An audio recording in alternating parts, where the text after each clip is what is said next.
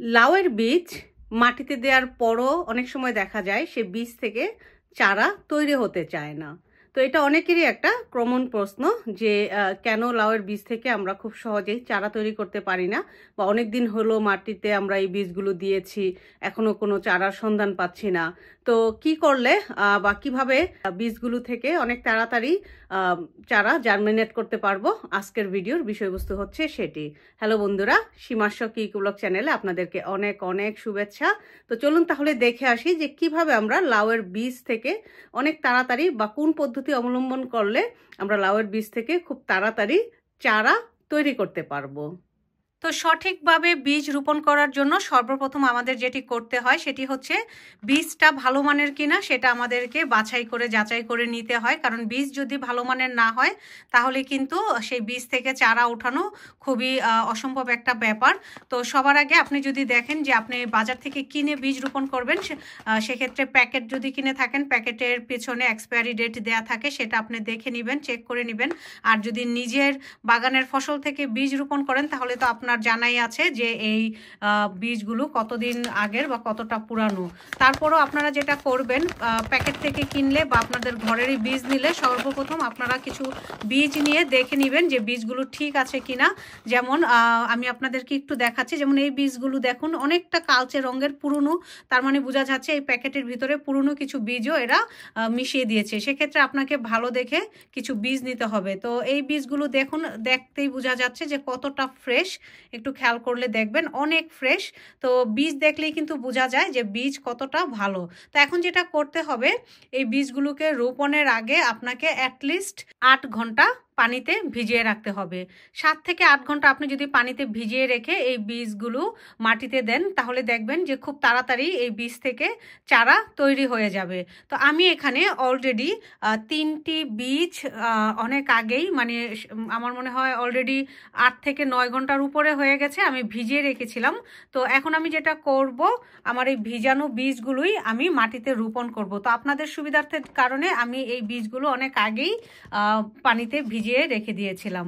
তো এখন যেটা করব, আপনাকে যেটা করতে হবে সেটা হচ্ছে একটি ছোট পাত্র নেবেন বা পট নেবেন, নিয়ে কিছু মাটি নেবেন। তো আপনাদেরকে দেখতে হবে মাটিটা যেন খুবই ঝুরঝুরা থাকে, মাটিতে যেন কোনো প্রকার পাথর বা যেন শক্ত শক্ত যে মাটির দলা হয়ে থাকে সেটা যেন না থাকে, সেই ব্যাপারটা আপনাকে অবশ্যই খেয়াল রাখতে হবে।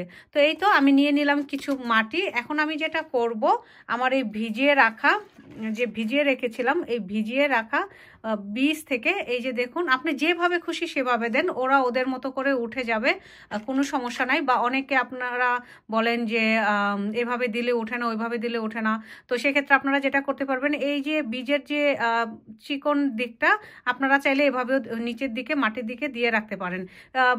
আসলে বীজ সে তার সময় মতো উঠে যায়, আর বীজ ফ্রেশ থাকলে আপনি যেভাবেই রাখেন না কেন সেভাবেই উঠে যায়, এটা আমি আমার এক্সপিরিয়েন্স থেকে বলছি। তো যাই হোক, আমি 3টা বীজ দিয়ে দিলাম। তো 3টা বীজ দেওয়ার পরে এখন যেটা করব, আমি এর মধ্যে কিছু পাতলা করে বীজটা যেই পরিমাণে মোটা বা চিকন, ঠিক সেই পরিমাণে আপনাকে উপরের যে মাটির লেয়ারটা সেটাকে ওই পরিমাণে দিতে হবে। আপনি যদি বেশি ভারী করে মাটি দেন তাহলে কি হবে, সেই বীজ থেকে চারা তৈরি হতে অনেক সময় লাগবে বা অনেক সময় দেখা যায় পচেও যায়। তা আমি এখন এর মধ্যে একটু সামান্য পরিমাণ পানি দিয়ে দেব, একদম সামান্য পরিমাণ পানি দিয়ে দেব। এই তো আমার পানি দেওয়া হয়ে গেছে। পানি দেওয়া হয়ে গেল।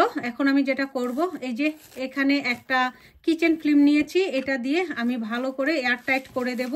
করে আপনার ঘরের যেখানে বেশি রোদ পড়ে, যদি বেশি আপনি গরম দেশে থাকেন তাহলে যেখানে বেশি রোদ পড়ে সেখানে রেখে দেবেন। বা আপনি যদি শীত প্রধান দেশে থাকেন তাহলে আমরা শীতে যেটা করি, অনেক সময় হিটার অন করি, সেক্ষেত্রে সেন্ট্রাল হিটারের উপরে রেখে দিবেন, বা বয়লার আছে বয়লারে রেখে দিবেন। তা আমি এখানে লিখে রেখেছি, দেখুন এই যে লাউ লিখে রেখেছি, আর 3টা বীজ দিয়েছি।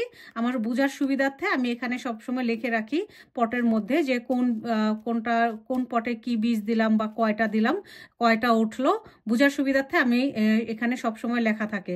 তো এখন আমি এটা রেখে দেব আমার যে ঘরের হিটার, যেহেতু আমি শীতপ্রধান দেশে আছি, ইউকেতে আছি, আর আমি এটা ফেব্রুয়ারির একদম শেষে রোপণ করছি, তো আমি এটা হিটারের উপরে রেখে দেব। আর তারপর যেটা করব, হিটারের উপর রাখার পর আমি কয়েকদিন পর পর চেক করব তো এই তো আমি চলে এসেছি আমার সেন্ট্রাল হিটিং, ঘরের মধ্যে যে সেন্ট্রাল হিটিং থাকে সেটার পাশে। দেখুন অলরেডি আমি অনেক বীজের পট দিয়ে রেখেছি। তো আজকে যেটাতে লাউ রোপণ করেছি সেই লাউয়ের পটটা এখানে রাখছি। আর দেখবেন কয়েকদিন পর পর এর মধ্যে মানে একদিন পর পর দেখবেন যে এখানে পানি জমে গেছে, পানিটা এভাবে করে ট্যাপ করে দিবেন, নিচে পড়ে যাবে, সেক্ষেত্রে কোনো সমস্যা নেই। তো আমি এটার আপডেট দেব যখন চারাগুলো তৈরি হবে। তো আমি 2 দিন পর পরই এসে চেক করি যে আমার এই পট থেকে কোনো চারা বের হলো কিনা। তো আজকে 6 দিন পর দেখুন আমি চলে এসেছি এবং আমি দেখতে পাচ্ছি এই যে এখান থেকে ছোট ছোট কিছু সবুজ রঙের চারার মতো দেখা যাচ্ছে। তার মানে বোঝা যাচ্ছে যে বীজগুলো থেকে চারা বের হওয়া শুরু করে দিয়েছে। এই যে দেখতেই পাচ্ছেন আমি রেখেছিলাম লাউ, 3টা লাউ। তো এখান থেকে 2টা বীজ থেকে অলরেডি চারা তৈরি হয়ে গেছে, 3টা দিয়েছিলাম, আর একটা বের হয় নাই, হয়তো পরে বের হবে। যেহেতু বীজগুলো অনেকটা ফ্রেশ, তো আমি জানি এগুলো বের হবে। তো এখন যেটা করতে হবে, এটাকে উঠিয়ে নিয়ে তারপরে এই যে উপরের যে পলিথিনটা সেটা খুলে ফেলতে হবে। তো এই তো আমি এখন এই পলিথিনটাকে খুলে ফেলবো। যেহেতু আমি দেখতে পাচ্ছি বীজ থেকে অলরেডি চারা তৈরি হওয়া শুরু করে দিয়েছে। এই যে দেখুন খুব সুন্দরভাবে 2টা চারা উঠে গেছে। আরেকটা এই যে আমি দেখতে পাচ্ছি, একটু সাইড করলে দেখবেন, আমি জানি না আপনারা দেখতে পাচ্ছেন কিনা, এই দেখুন 3টা দিয়েছিলাম, 3টা বীজ থেকেই চারা উঠেছে। তার মানে বীজগুলো কতটা ফ্রেশ বুঝতেই পারছেন। তো এখন আমি যেটা করব, এটাকে আর আমার হিটারের উপরে রাখলে হবে না, এটাকে যেটা করতে হবে, এটাকে আমার রাখতে হবে যেখানে আলো পড়ে। দিনের অ্যাটলিস্ট 6 থেকে 7 ঘন্টা আলো পাবে, মিনিমাম 6 থেকে 7 ঘন্টা, আরও বেশি হলে খুবই ভালো, এবং অনেকটা গরম পাবে সেই জায়গায়। তো আমি এটাকে রেখে দেব আমার যে জানালা আছে জানালার পাশে, কারণ জানালার পাশে সকালবেলা সূর্যের আলোটা পড়ে এবং সারাদিনের আলোটা পায়, সেখানে আমি এটা রেখে দেব। তো এই তো আমি চলে এলাম আমার উইন্ডোর পাশে। তো উইন্ডোর পাশে আমি যেটা করব, এটাকে রেখে দেব, কারণ এখানে রাখলে যেটা হবে প্রত্যেক দিন আপনার এই সূর্যের আলোটা পাবে। তো দেখুন মোটামুটি আমি সব ধরনের বীজ এখানে রেখে দিয়েছি, একটু খেয়াল করলে দেখতে পাবেন। তো এখন সূর্যের আলো পেয়েই কিন্তু কি হবে, এই চারাগুলো বড় হতে থাকবে। তো এখন আমি আপনাদেরকে 1 সপ্তাহ পর এই আপডেটটা দিচ্ছি। এই যে দেখুন 1 সপ্তাহ পর এই 3টা ছোট ছোট চারাই কিন্তু বড় হওয়া শুরু করেছে। আর এর মধ্যে এখন আমি যেটা দেব খাবার হিসেবে, শুধুই পানি দেব, যেহেতু এর খাদ্য ও অলরেডি পাচ্ছে, মানে সূর্য থেকে যে আলোটা পড়ে এবং তাপটা, সেটাই হচ্ছে ওর এখন প্রধান খাদ্য। আর দেখুন খুব সুন্দরভাবে এরা বাড়ছে, খুবই সুন্দরভাবে। 3টা বীজ দিয়েছিলাম, 3টা বীজ থেকেই আপনারা একটু খেয়াল করলে দেখবেন এই যে দেখুন চারাগুলো তৈরি হয়ে এখন বড় হচ্ছে। তো এই ছিল আমার আজকের ভিডিও। আশা করি আপনারা দেখে বুঝে গেছেন। আমি A to Z আপনাদের সাথে শেয়ার করার চেষ্টা করেছি। আপনারা যদি এইভাবে বীজ রোপণ করেন, শুধু লাউ না, যে কোনো ধরনের বীজ, আশা করছি আপনারা সেই বীজগুলো থেকে সুন্দরভাবে চারা তৈরি করতে পারবেন। তো আজকের মতো এই পর্যন্তই। সবাই ভালো থাকবেন এবং সুস্থ থাকবেন। ধন্যবাদ।